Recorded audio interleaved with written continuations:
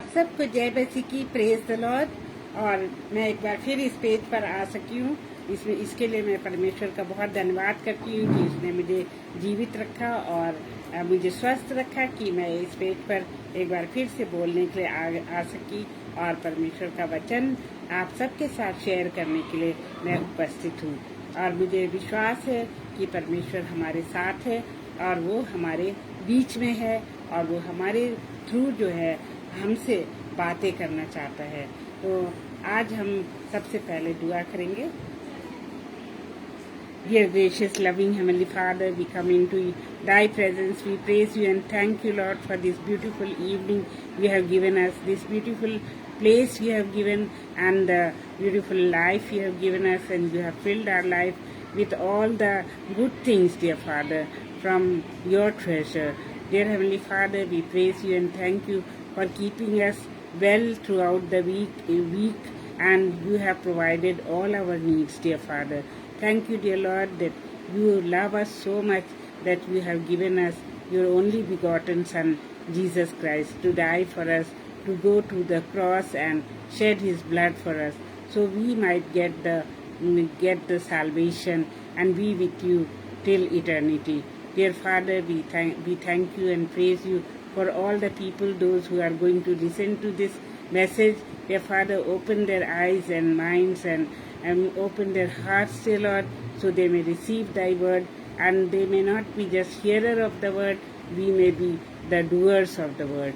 What we read, what we study, and what we hear, dear Father, we may practically adopt in our lives. Dear Father, thank You so much for brother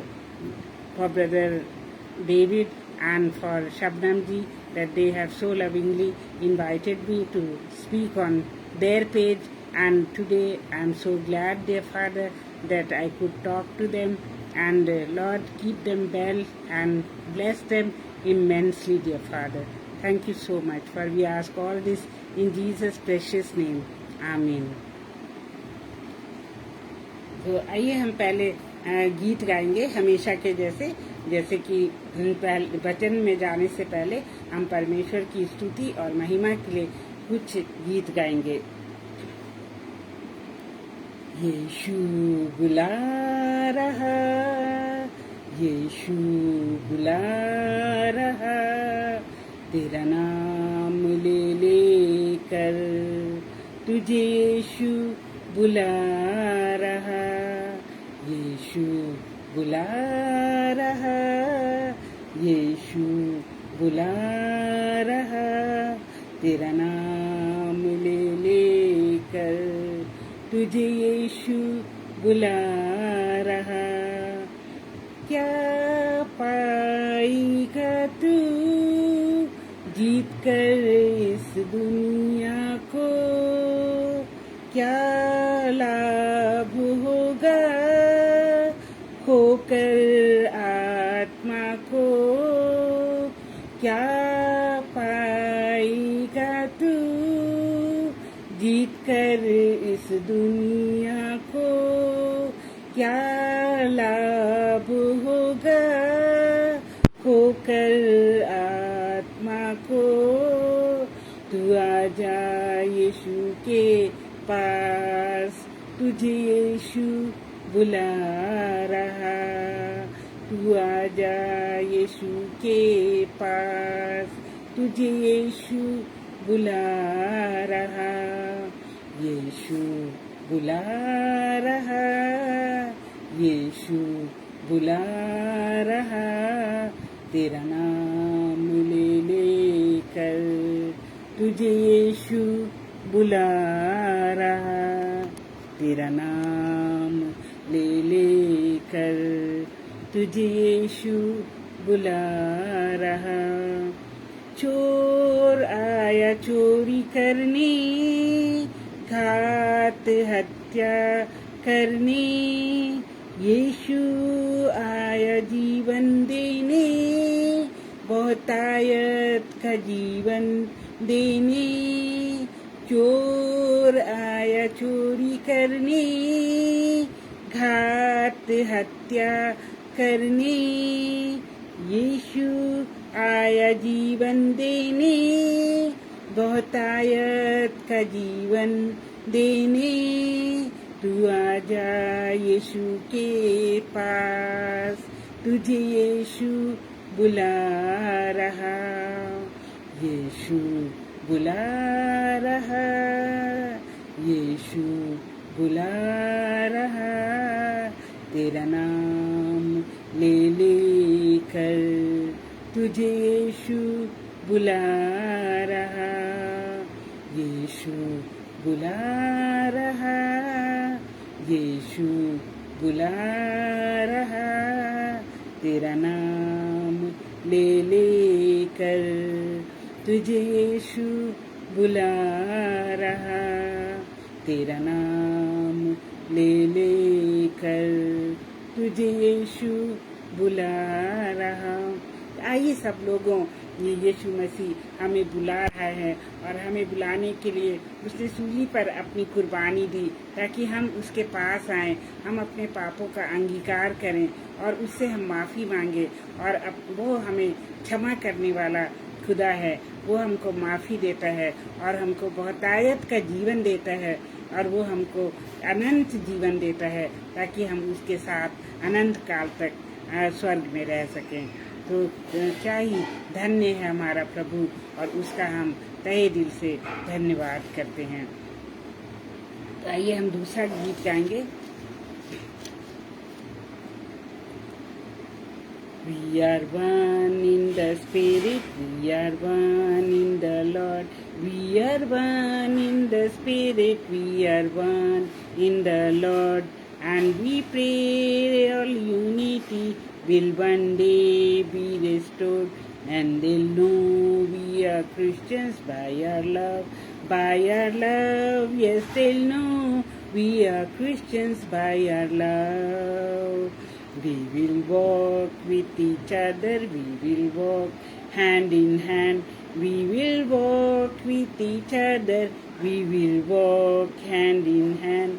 And together we'll spread the news that God is in our land. And they'll know we are Christians by our love, by our love. Yes, they'll know we are Christians by our love. By our love, we are Christians by our love, by our love. Yes, they'll know we are Christians by our love. All praise to the Father from whom all things come, and all praise to Christ Jesus, His only Son, and all praise to the Spirit who makes us one. And they'll know we are Christians by our love, by our love. Yes, they'll know we are Christians by our love, by our love. We are Christians by our love, by our love. Yes, they'll know we are Christians by our love. So Jesus also, when he was in this world, he taught us to love one another, and he loved us so much. God loves us so much that he made our picture. He engraved our picture on his palms, and God loves us each moment. He never leaves us nor forsakes us, and he teaches us the same thing, that we should love one another. And love covers the multitude of sins, and it makes the world so beautiful when we love one another. तो इस समय मैं आप सबका स्वागत करती हूँ और मुझे खुशी है कि शबनम जी आप आ गए और आप मेरा हौसला बढ़ाने के लिए आप मेरे साथ मौजूद हैं।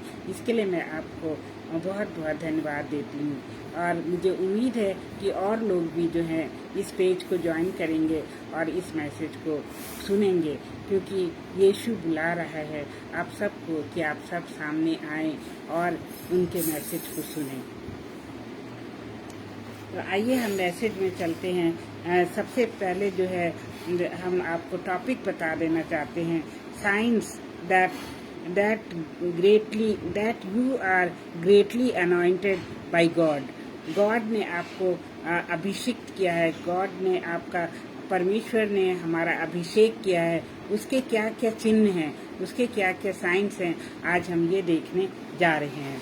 तो टोटल 5 साइंस हैं जिसके बारे में हम आज वर्णन करेंगे कि परमेश्वर ने हमें जब जब अभिषेक किया है, वो कौन से 5 साइंस हैं जो हमारे जीवन में दिखाई देने चाहिए, जो हमारे जीवन में हैं। सबसे पहले है फेसिंग स्पिरिचुअल वॉरफेयर। और हमारे जीवन में बहुत सारी मुसीबतें आती हैं, बहुत सारे चैलेंजेस आते हैं जिनको कि हम फेस करते हैं अपने जीवन में। हम अपने जीवन में कभी कभी इतने ज़्यादा परेशान हो जाते हैं, इतने बीमार पड़ जाते हैं, इतनी आर्थिक समस्या में फंस जाते हैं, इतनी मुसीबतें में फंस जाते हैं, यहाँ तक कि हमको शैतान जो है वो बहुत ज़्यादा परेशान करता है और वो चाहता है कि हम परमेश्वर से दूर हो जाएं। और इस तरह से हम परमेश्वर के नज़दीक तो होते हैं, पर वो हमको बाहर से परेशान करता रहता है कि हम जो है परमेश्वर से दूर रहें और उसके प्रचार को ना करें। जबकि प्रभु यीशु मसीह ने इस दुनिया को छोड़ने से पहले कहा कि जाओ और दुनिया के कोने कोने में प्रचार करो, और दुनिया के कोने कोने में जाके लोगों को प्रचार करो और उनको परमेश्वर के राज्य के बारे में बताओ और उनको पवित्र आत्मा से बपतिस्मा दो। तो ये हमारा काम है।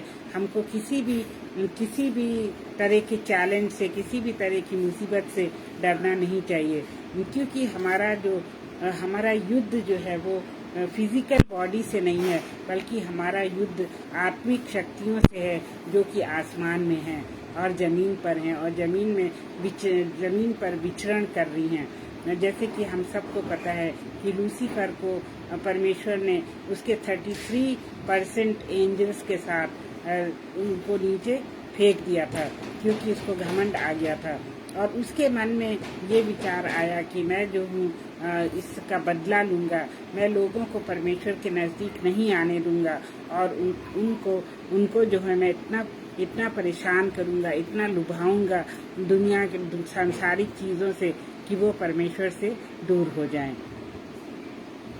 और ऐसा जीसस को उसने, इवन दो हम तो कुछ भी नहीं उसके आगे, उसने जीसस तक को नहीं छोड़ा।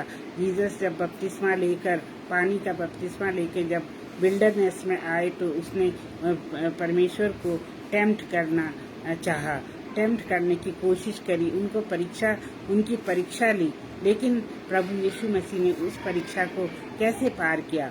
उन्होंने परमेश्वर की सामर्थ्य से और परमेश्वर के वचन के द्वारा उस परीक्षा को पार किया और उन्होंने वो बाकायदा शैतान से लड़े। और उन्होंने जैसे जैसे शैतान को वचन पता था, शैतान को जो है हमसे भी ज़्यादा वचन का ज्ञान है, उसको पूरी बाइबल रटी पड़ी है, उसको परमेश्वर के बारे में सब कुछ पता है, क्योंकि वो परमेश्वर का बेटा था पहले और परमेश्वर की हर एक बात को वो जानता था और परमेश्वर के हर एक वचन को वो जानता है। तो वो परमेश्वर के वचन के द्वारा यीशु मसीह को टेम्प्ट करता है। वो कहता है ना कि तू भूखा है, कह दे इन पत्थरों से कि रोटियां बन जाएं, और वो तेरे लिए रोटियां बन जाएंगी और तू उसको खा के तृप्त हो जा। लेकिन प्रभु यीशु मसीह ने क्या कहा? उसने भी वचन से ही उसको उत्तर दिया। उसने कहा कि जो इंसान जो है वो रोटी से नहीं बल्कि परमेश्वर के हर एक वचन से जिंदा रहेगा। तो इस तरह से हम देखते हैं कि परमेश्वर का वचन जो है वो कितना मूल्यवान है, कितना इम्पोर्टेंट है हमारे जीवन में, क्योंकि हम वचन के द्वारा शैतान से लड़ सकते हैं। और शैतान ने मुझे भी बहुत ज़्यादा टेम्प्ट किया। जब मैं मार्च अप्रैल में 3 महीने बीमार थी तो वो मुझे टेम्पटेशन में लाता था। मैं अपने बिस्तर पे पड़ी रहती थी, पंखे को देखती रहती थी और मेरा मन करता था कि मैं अपना जीवन ख़त्म कर दूं, क्योंकि मेरे जीवन में अब कुछ भी नहीं रखा है। मैं कोई काम करने लायक नहीं हूँ, मैं घर में किसी से बात करने के लायक नहीं हूँ, मैं अपनी ही पूरी देखभाल करने के लायक नहीं हूँ। और कई बार मैं सोचती थी कि मैं अपनी जान दे दूँ, लेकिन परमेश्वर मेरे साथ था और उसने मुझे बचा लिया। जैसे डेविड कहता है कि even though I walk through the valley of the shadow of death but I will fear no evil because you are with me. तो परमेश्वर हर एक दशा में, हर एक परिस्थिति में हमारे साथ होता है। और उसने बार बार मुझसे ये भी कहा कि मैं तेरे साथ हूँ, मैं तुझे कभी ना छोड़ूंगा, ना कभी त्यागूंगा, और तू मेरे आँखों की पुतली है। तो शैतान जो है वो कभी कभी हमें टेम्प्ट करता है, परमेश्वर से आज्ञा लेकर वो हमारे ऊपर आजमाइशें डालता है। तो हमें घबराना नहीं चाहिए, क्योंकि परमेश्वर हमारे साथ है। बस हमें अपना विश्वास कभी नहीं खोना चाहिए, और चैलेंजेस को फेस करने के लिए हमें हमेशा तैयार रहना चाहिए। वो जो है असली मसीही नहीं है, असली विश्वासी नहीं है, जिसके जीवन में मुसीबतें ना आई हों, जिसका मन जो है वो आग में ना तपाया गया हो। सॉरी।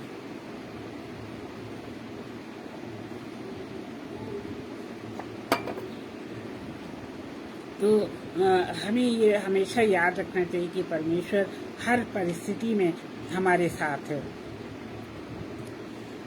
जैसे कि किसी पौलुस ने लिखा है फिलिपियंस 4:6 में, किसी भी बात की चिंता मत करो, परंतु हर एक बात में तुम्हारे निवेदन, प्रार्थना और विनती के द्वारा धन्यवाद के साथ परमेश्वर के सम्मुख उपस्थित किए जाएं। तो किसी भी बात की चिंता नहीं करो। क्यों चिंता मत करो? चिंता तो हर रोज़ हमें होती है। कभी घर में ये नहीं है, कभी घर में वो नहीं है, कभी घर में कोई बीमार है, कभी हमारे पास आर्थिक समस्या है। चिंताओं के तो बहुत सारे विषय हैं, लेकिन बाइबल हमें कहती है कि चिंता मत करो। क्यों चिंता मत करो? क्योंकि परमेश्वर हमारी चिंता करने के लिए है। वो हमारे हर दिन की ज़रूरत को पूरी करता है।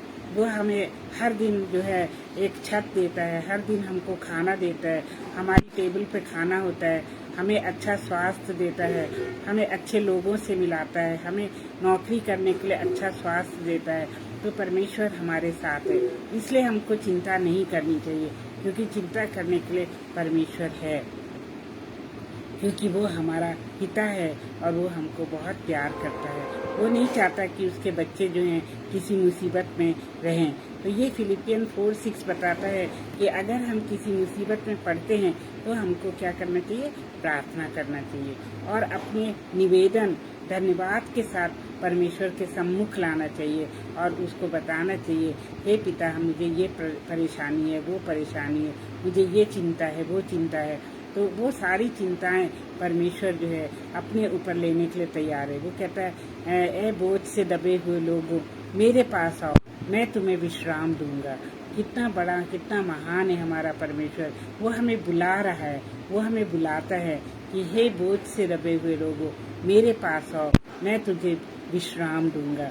बहुत से लोग क्या करते हैं, उनकी दशा उस ट्रेन में जाते हुए पैसेंजर के समान होती है, जो कि ट्रेन में तो जा रहे हैं, लेकिन वो अपना सामान अपने कंधे पे ही रखे रहते हैं, और वो जो है जब तक सामान नहीं उतारते हैं, जब तक ट्रेन रुक ना जाए। जब ट्रेन रुक जाती है तब वो बाहर निकलते हैं, और फिर उनका सामान उनके सर पे या उनके कंधे पे होता है। उसी तरह हम बहुत सारे मसीही लोग और बहुत सारे लोग जो हैं अपने बोझ को, अपनी चिंताओं को अपने सिर पर ही रखते हैं, और उसको परमेश्वर को नहीं देते हैं। जबकि परमेश्वर कहता है, ऐ बोझ से लगे दबे हुए लोगों, मेरे पास आओ, मैं तुम्हें विश्राम दूंगा। तो उसकी बातों की हम प्रतीति करें, बाइबल में जो लिखा है उसको हम जानें, और फिर जो भी चैलेंजेस आते हैं हमारे जीवन में, उसको हम क्या करें, उसको हम फेस करें। जैसे मेरे जीवन में जब बहुत ज़्यादा बीमारी हो गई थी, और जब मैं बहुत ज़्यादा डिप्रेशन में चली गई थी, तब मुझको लगा था कि अब मैं ज़िंदा नहीं रहने वाली हूँ। और उस समय मैंने क्या किया, परमेश्वर के जितने भी वचन थे, मैं बाइबल नहीं पढ़ती थी इन दिनों में, लेकिन परमेश्वर का वचन जो है, जो मुझे याद था बाई हार्ट, उसको मैं बोलती रहती थी।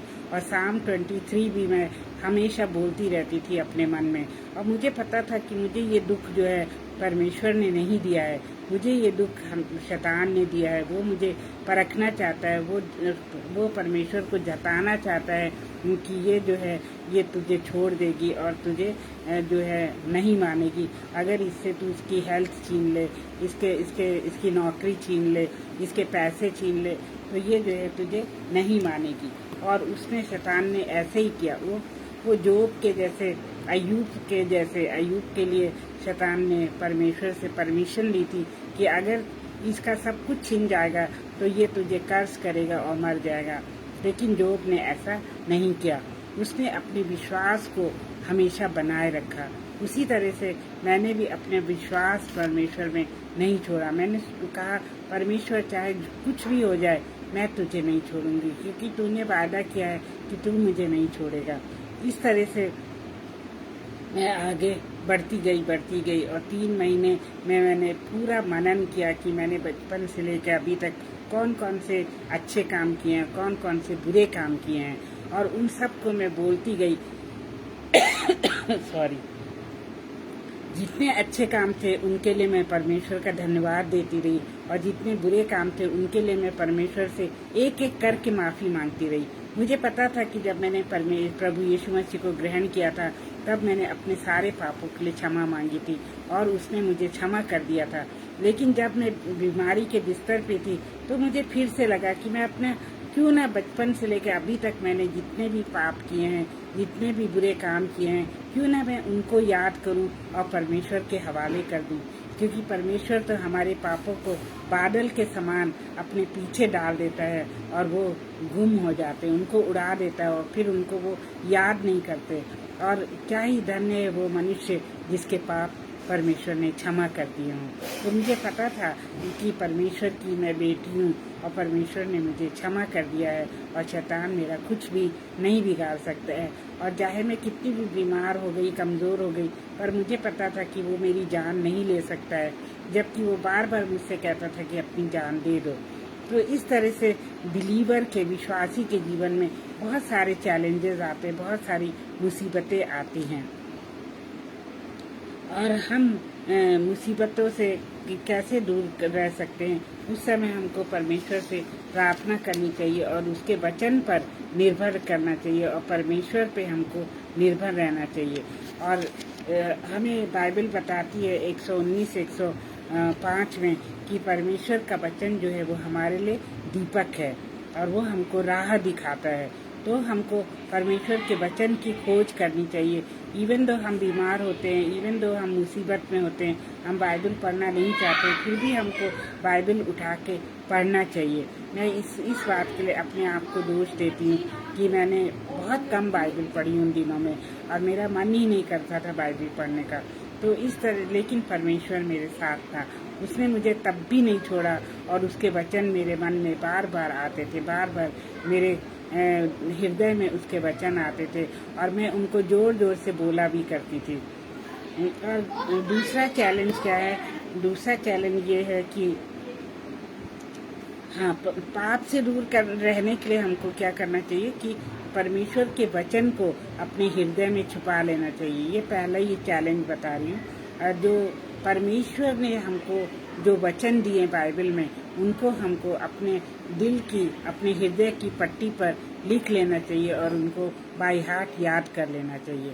तो इस तरह से क्या होगा कि हम परमेश्वर के वचन से ही शैतान से लड़ाई कर सकते हैं। तो अब हम देखेंगे कि सॉरी अभी लाइट चली गई है, लेकिन आप मेरा वचन सुन सकते हैं। तो ये चैलेंजेस हमारे जीवन में होते हैं। जैसे दाऊद कहता है कि हे पिता, मैंने तेरे वचन को अपने हृदय में छुपा रखा है ताकि मैं पाप ना करूं। तो जब हम परमेश्वर के वचन को अपने हृदय में छुपा लेते हैं तो हम पाप नहीं करते हैं।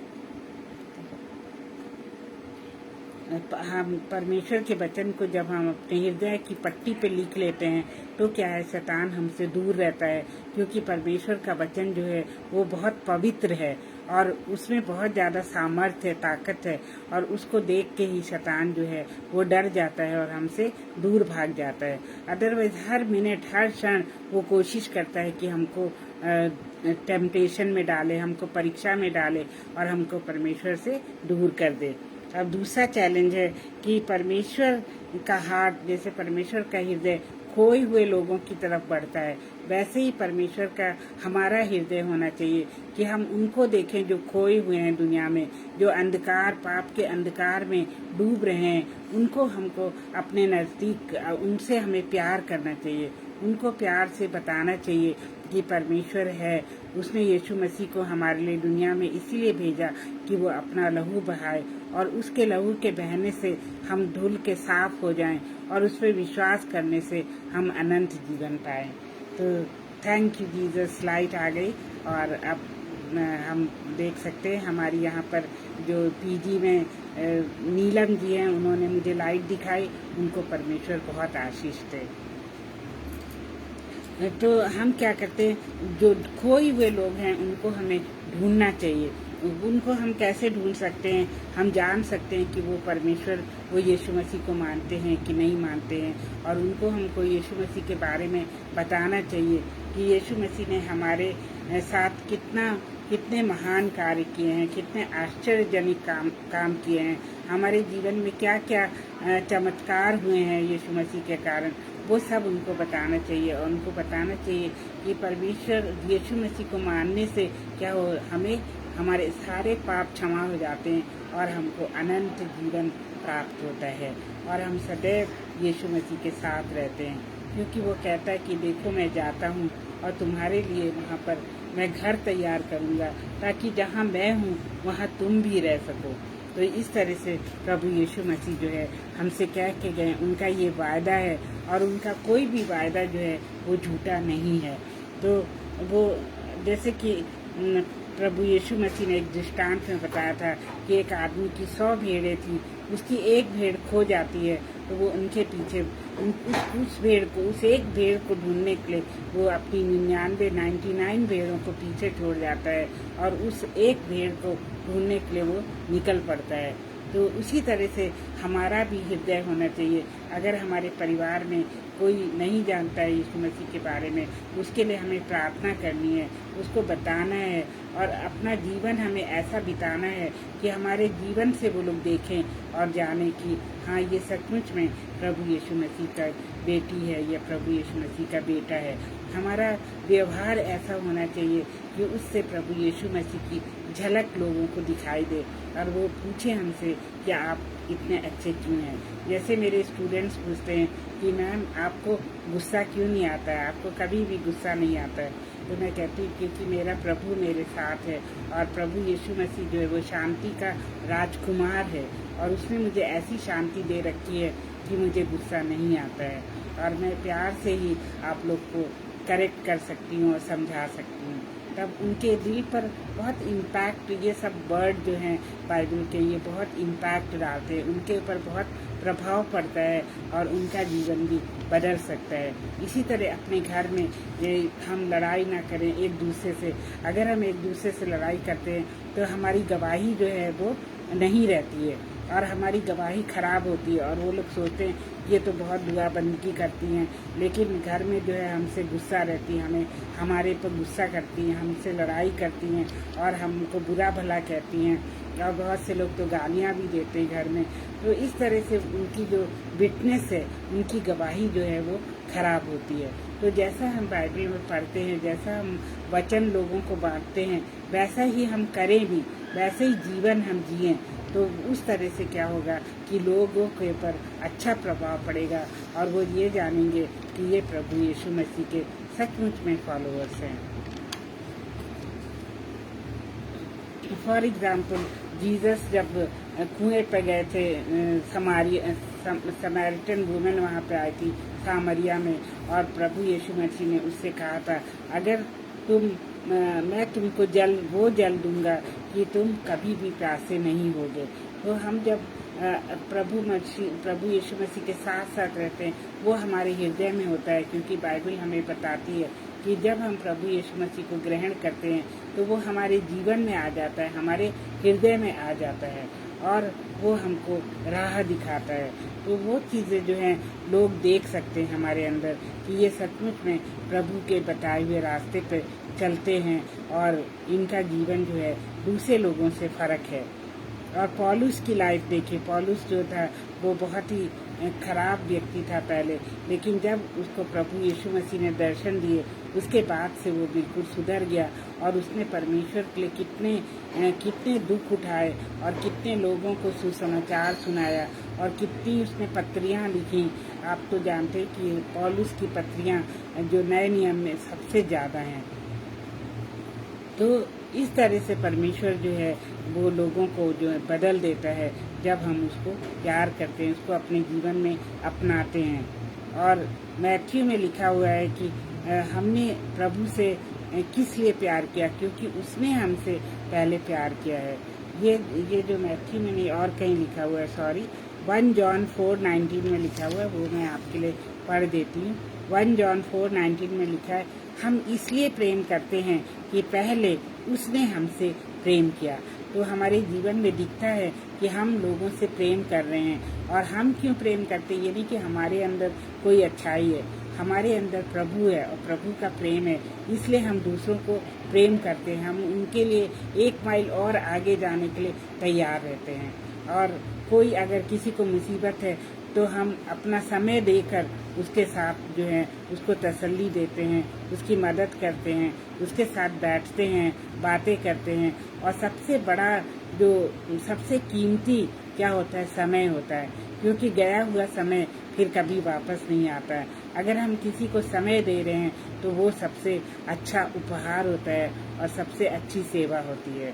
तो मेरे प्रियो, हमको जो है लोगों के साथ सहानुभूति रखना है और उनको सांत्वना देनी है और उनके दुख में उनके साथ बैठना, उनके दुख सुख में उनके साथ रहना है। क्योंकि परमेश्वर कहते हैं कि जो खुशियाँ मनाते हैं उनके साथ खुशी मनाओ, जो दुख मनाते हैं उनके साथ तुम दुख मनाओ। तो हमें लोगों के साथ साथ रहना है। इससे पता लगेगा कि हम लोगों को परमेश्वर वाला प्यार करते हैं। वो प्यार हमारे अंदर कैसे आएगा? हम तो इंसान हैं, हम हर प्रतिदिन हम बदल जाते हैं। कभी हम प्यार करते हैं, कभी हमारे मन में बुराई आ जाती है और हम उस इंसान के विषय में बुरा सोचने लगते हैं। हमारे घर में जैसे कोई हमारा दिल दुखाता है तो हम क्या करते हैं, उसके लिए बुरा सोचने लगते हैं। हम सोचते हैं ये इंसान तो बहुत ख़राब है, हमको ऐसे बुरा भला कहा, हमारा दिल दुखाया। लेकिन नहीं, अगर हम परमेश्वर से प्रेम करते हैं तो हम उस इंसान को माफ़ कर देंगे। और उस जैसे परमेश्वर ने कहा कि मैं भी उनको माफ़ करूँगा जो दूसरों के गुनाहों को माफ़ करते हैं। तो ये सोचकर हमको सबको माफ़ कर देना है। भले ही हम मुंह से ना बोलें, लेकिन हम मन में कहें कि हमने तुम्हें माफ़ कर दिया है। और इसी तरह से एक और एग्जाम्पल है, जब एक आदमी था जिसने कि बहुत ज़्यादा लोन ले रखा था किसी से और अपने अधिकारी से बहुत ज़्यादा कर्जा ले रखा था और वो इतना कर्जे में डूब गया था कि वो कर्जा वापस नहीं कर पा रहा था। लेकिन उन्होंने क्या किया, उनके जो मालिक ने कहा कि ठीक है, मैं तुम्हारा सारा कर्जा माफ़ कर देता हूँ। और उन्होंने उसको सारा कर्जा उसका माफ़ कर दिया। और इसके बाद उनका एक और आदमी था जिसने इस आदमी से कर्जा ले रखा था। तो ये जब बाहर निकलता है तो उस आदमी से, जो इसका कर्जदार होता है, उससे कहता है तू मेरे पैसे वापस कर। लेकिन वो वापस नहीं कर पाता क्योंकि उसके पास पैसे नहीं थे। फिर ये इसको मारता है, पीटता है और उसको बुरा भला कहता है। जब मालिक को ये बात पता लगती है तो उसको बहुत गुस्सा आता है। वो कहता है, वो सोचता है कि मैंने तो इसका सारा कर्जा माफ़ कर दिया, ये थोड़ा सा कर्जा अपने दोस्त का माफ़ नहीं कर रहा है। और वो गुस्से में उसको काली कोठरी में डाल देता है और जेल में उसको सड़ने देता है। तो इस तरह से हम देखते हैं कि परमेश्वर भी यही करता है। अगर हम दूसरों को माफ़ नहीं करते हैं तो वो हमें भी माफ़ नहीं करेगा। तो ये दूसरा है कि हम इसलिए बनाए गए हैं दुनिया में ताकि हम खोए हुओं को ढूंढें। जो लोग खो गए हैं उनको हम ढूंढ के परमेश्वर के करीब लाएं, उनको वचन सुनाएं, उनके साथ दुआ करें, उनके लिए भी हम दुआ करें। जैसे मेरी एक मिशनरी थी CMC लुधियाना में, और वो मिशनरी सिस्टर प्लैट्स था उनका नाम, और वो अपने बाइबल में एक बुक मार्क रखा करती थी और उसमें वो प्रार्थना के जो विषय थे वो लिख लेती थी। और जब वो अपनी पर्सनल प्रेयर करती थी तो वो उसको क्या करती थी, उसमें से हर प्रार्थना का विषय लेकर उस पर प्रेयर करती थी। तो तब मैं प्रभु में नहीं थी, लेकिन जब मैं प्रभु में आ गई तब उन्होंने बताया कि रेणुका, मैं तुम्हारे लिए प्रार्थना किया करती थी कि तुम प्रभु यीशु मसीह को ग्रहण कर लो और उसको अपना लो, प्रभु की बेटी बन जाओ। और फिर उन्होंने वो अपना बुक मार्क भी दिखाया जिसमें उन्होंने मेरा नाम लिख रखा था और वो डेली मेरे लिए प्रार्थना करती थी। तो इस तरह से हमें भी अपने लोगों के लिए जो प्रभु में नहीं है उनके लिए प्रार्थना करनी चाहिए। उनकी लिस्ट बना के अपनी बाइबल में या अपनी स्टडी बाइबल में या अपनी स्टडी बुक में रख लेना चाहिए और डेली उनके लिए प्रार्थना करनी चाहिए। और प्रभु क्या नहीं कर सकता, प्रभु तो सब कुछ कर सकता है और वो उनको एक दिन ज़रूर परिवर्तित करेगा, उनका जीवन जो है वो चेंज कर देगा और उनको नई सृष्टि बनाएगा जैसे उसने हमको नई सृष्टि बनाया है। और अब तीसरा पॉइंट हम डिस्कस करेंगे। तीसरा पॉइंट है finding joy in the trials. जब हमारे पर मुसीबतें आती हैं तो हमें खुश होना चाहिए। अब हम सोचेंगे कि हम मुसीबतों में खुश कैसे हो सकते हैं, मुसीबतों में तो हम बहुत दुखी रहते हैं, बहुत परेशान रहते हैं, हम बीमार पड़ जाते हैं सोच सोच के। हम कैसे खुश रह सकते हैं? जब हम फेल हो जाते हैं तो हम कैसे खुशियाँ मना सकते हैं? लेकिन नहीं मेरे प्रियो, प्रभु के लोग जो हैं वो मुसीबतों में भी खुश होते हैं, क्योंकि परमेश्वर प्रभु यीशु मसीह ने कहा कि देखो मैंने सारे संसार को जीत लिया है। जब तुम्हारे पर मुसीबतें आए तो घबराना नहीं, मैंने I have overcome the world. So Jesus said like this and Jesus wants that we also should be able to bear all the problems in the life and all the disasters in the life, because we know that our real life is in Jesus Christ and Jesus is in us and nobody can break this bond in our life, you know. So this is how we should know that finding joy in the trials is a big thing, and we should thank God when trials come in our life. Then we should be happy that this trial has come into our life for something good, for making us strong, for giving us strength, and His strength becomes obvious in our weakness. It is written, and when we are in trouble, Jesus says that my grace is sufficient for you.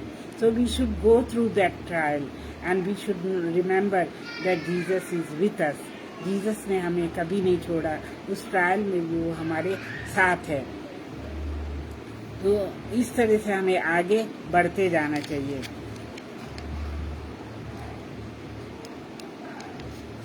Okay, अब हम चौथे point में जाएंगे। चौथा point ये है कि हमारे पास एक विजडम होनी चाहिए। विजडम मतलब बुद्धि होनी चाहिए। जब हमारे पास बुद्धि है तो इसका मतलब क्या है कि परमेश्वर जो है हमारे साथ है, और ये साइन होता है कि परमेश्वर ने हमको अभिषिक्त किया है, उसने हमारा अभिषेक किया है।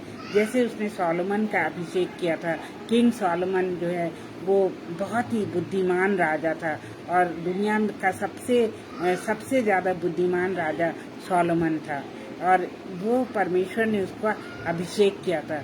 उसी तरह से वो अपने बच्चों का अभिषेक करता है और उनको बुद्धि और समझ देता है। जैसे कि सोलोमन ने नीति वचन में, पूरे नीति वचन में बुद्धि और समझ के बारे में लिखा है। तो बुद्धि और समझ हमको तभी मिलती है जब हम यीशु मसीह को ग्रहण करते हैं। और जेम्स या याकूब कहता है कि जिनके पास बुद्धि ना हो वो मांगे तो उनको परमेश्वर देगा। ये उसका वचन है। तो हमको कभी नहीं सोचना चाहिए कि परमेश्वर हमको बुद्धि नहीं देगा। अगर हमारी बुद्धि कम है तो हम परमेश्वर से मांग सकते हैं और परमेश्वर हमको बुद्धि देता है। जैसे उसने सोलोमन को बुद्धि दी और बुद्धि के साथ साथ उसने उसको सारा वैभव और सारी दौलत भी दी। तो इस तरह से परमेश्वर महान है। वो हमसे बहुत ज़्यादा प्यार करता है। वो हमारे दिल के अंदर हम क्या सोच रहे हैं, हमारे मन में क्या चल रहा है, वो सब कुछ जानता है। और वो बाहरी चीज़ों को नहीं देखता, बल्कि हमारे मन को देखता है, हमारे हृदय को देखता है, हमारे विचारों को वो जानता है। ये है चौथा पॉइंट कि हम सोलोमन के जैसे परमेश्वर से बुद्धि मांगे। और अगर हम बुद्धिमान हैं तो इसका मतलब ये है कि परमेश्वर ने हमें अभिषेक किया है, हमारा अभिषेक परमेश्वर ने किया है। इसी तरह से दानियल भी बहुत बुद्धिमान व्यक्ति था। बाइबल में आप सब ने दानियल के बारे में पढ़ा होगा कि वो सपनों का मतलब बता सकता था, और जो किसी की समझ में नहीं आते थे वो उनको बताता था। नेबुकदनेस्सर राजा के स्वप्न को उसने बताया और उसका वर्णन किया कि उसका क्या मतलब था, और इसीलिए उसने नेबुकदनेस्सर राजा ने उसको बहुत बड़ी पदवी अपने देश में दी और वो बहुत ही वहाँ पे प्रमुख व्यक्ति बन गया। इसी तरह से जोसेफ को भी परमेश्वर ने बहुत बुद्धि दी थी, और जोसेफ को उसने इतनी बुद्धि दी कि वो भी ड्रीम्स के बारे में बता सकता था।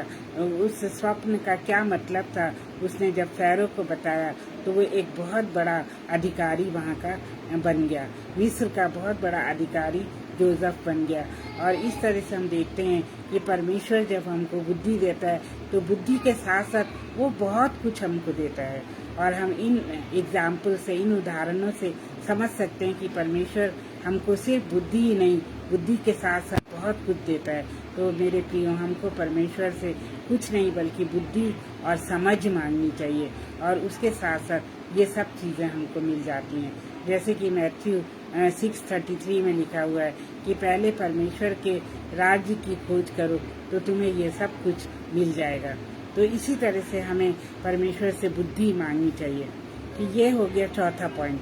पांचवा पॉइंट ये है कि being part of the miraculous events, जो हमारे जीवन में बहुत सारी अद्भुत घटनाएं घटती हैं। जैसे हम बचपन में बीमार होते थे तो परमेश्वर हमको चंगाई देता था, अभी भी हम बीमार पड़ते तो वो हमको चंगाई देता है, और परमेश्वर हमारे साथ साथ रहता है। हमारे पास पैसे नहीं होते तो बहुत ही मिरेकल, बहुत ही चमत्कार के थ्रू वो हमको पैसा देता है। जैसे मेरी बेटी को पढ़ाने के लिए मेरे पास पैसे नहीं थे, उसकी हज़ारों रुपए फीस जाती थी यूनिवर्सिटी में, नोएडा में वो पढ़ती थी, MIT यूनिवर्सिटी में। वो इंटरनेशनल यूनिवर्सिटी है और बहुत ज़्यादा फीस उसकी हुआ करती थी। 72,000 every 6 months I had to pay. तो मेरे पास इतने पैसे नहीं थे, लेकिन परमेश्वर ने लोगों को तैयार किया, मेरे हस्बैंड के फ्रेंड्स को, उनके क्लासमेट्स को तैयार किया। उन्होंने पैसे भेजना शुरू किए। मैंने तो उनसे पैसे नहीं मांगे थे। उनके दिल में किसने डाला कि मेरी बेटी की पढ़ाई में मदद करें? सिर्फ परमेश्वर ने डाला। तो परमेश्वर जो है वो हमारे जीवन में ऐसे बहुत सारे चमत्कार करता है जिसकी हम कल्पना भी नहीं कर सकते। वो कहता है ना कि मांगो तो तुम्हें दिया जाएगा, और वो बहुत अद्भुत ढंग से करता है। जैसे उसने पानी को शराब में बदल दिया, दाखरस में बदल दिया, और वो इतनी अच्छी दाखरस बनी जैसी दाखरस कभी भी लोगों ने चखी भी नहीं थी, ना तो उन्होंने इमेजिन करी थी। और इसी तरह से उसने लाजर को मुर्दों में से जिला दिया।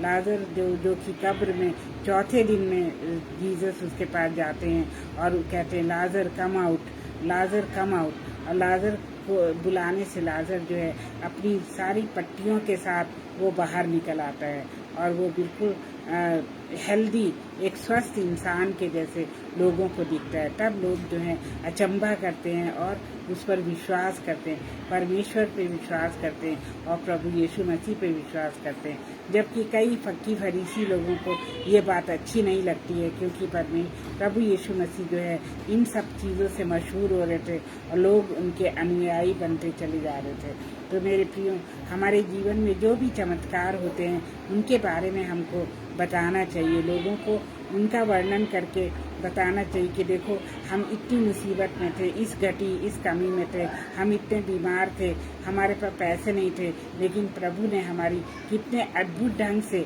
हमारी क्या मदद करी है।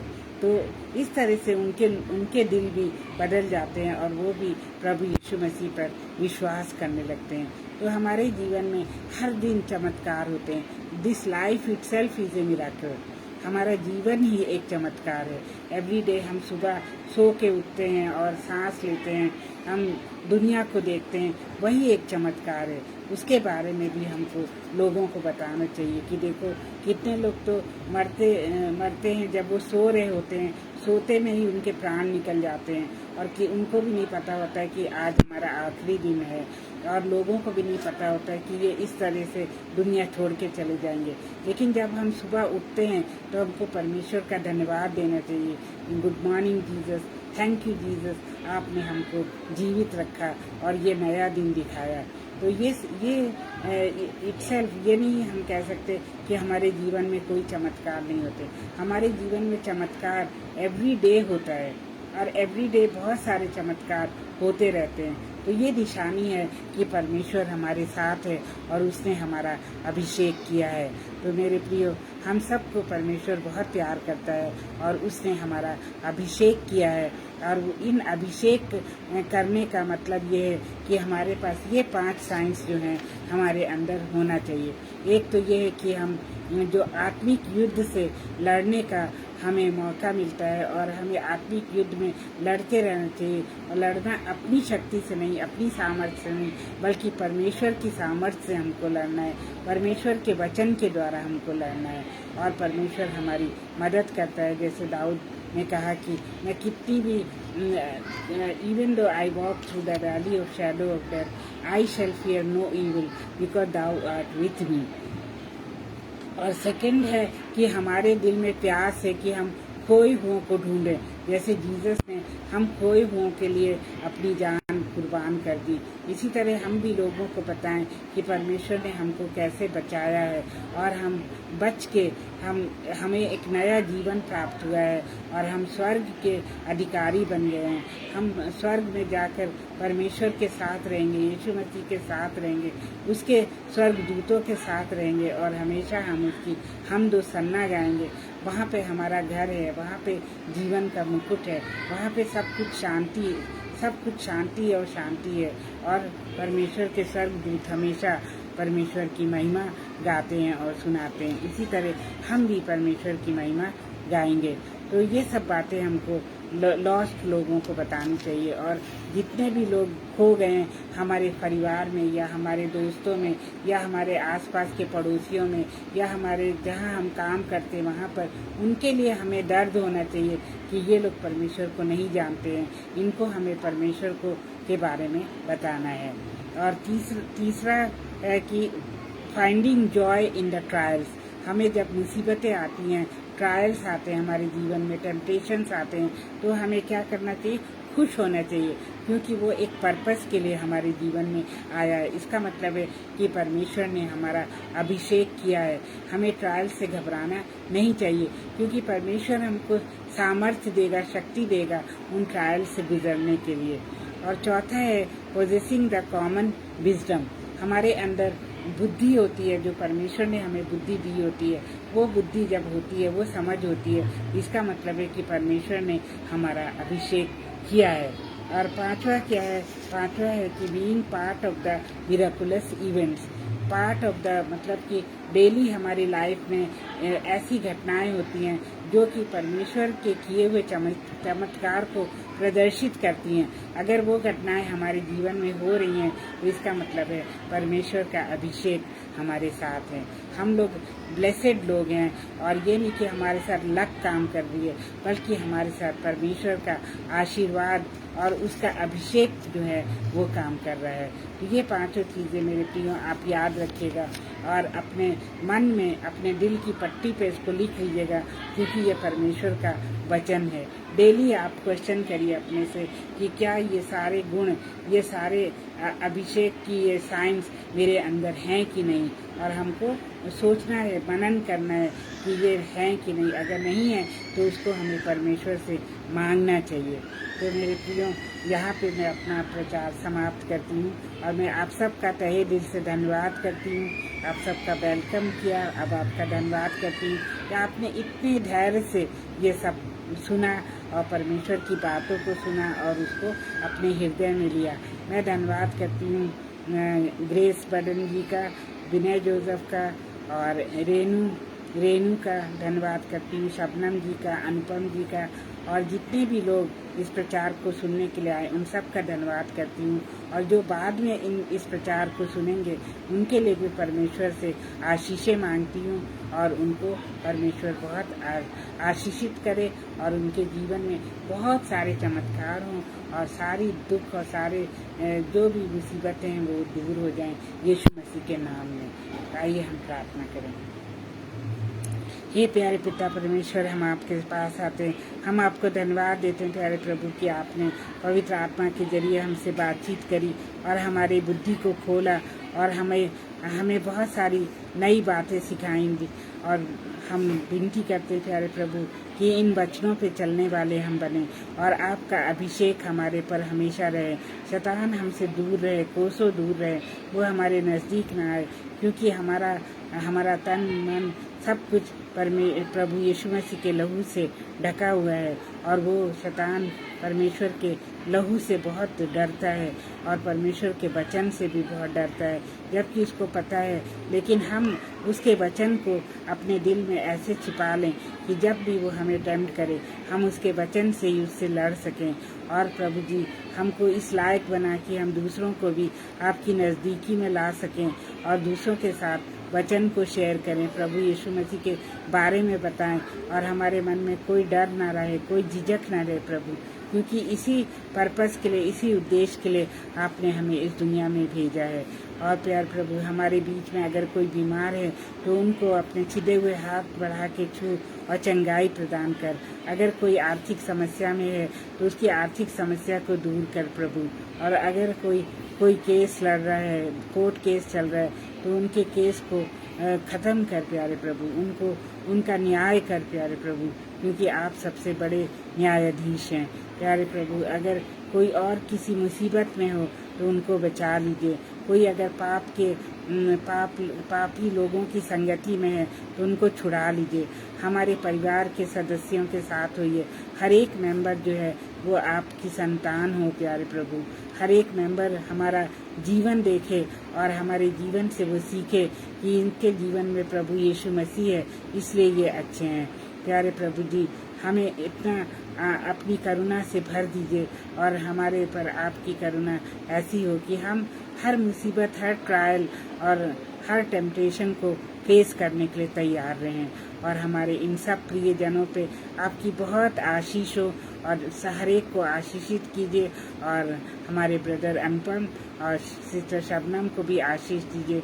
उनके परिवार के साथ होइए, उनके घर में किसी चीज़ की कमी ना हो प्यारे प्रभु, और उनको अपनी सेवा के लिए इस्तेमाल करते रहिए और उनके स्वास्थ्य पर आपकी दया दृष्टि हो। अब इस छोटी सी प्रार्थना को मैं अपने प्यारे प्रभु यीशु मसीह के नाम में मांगती हूँ। इसको सुनने के लिए आपका धन्यवाद देती हूँ। आमीन। तो आप सबको जय मसीह की एक बार फिर से, और हम फिर मिलेंगे प्रभु ने चाहा तो अगले मंगलवार को हम फिर इस पेज पर आएंगे।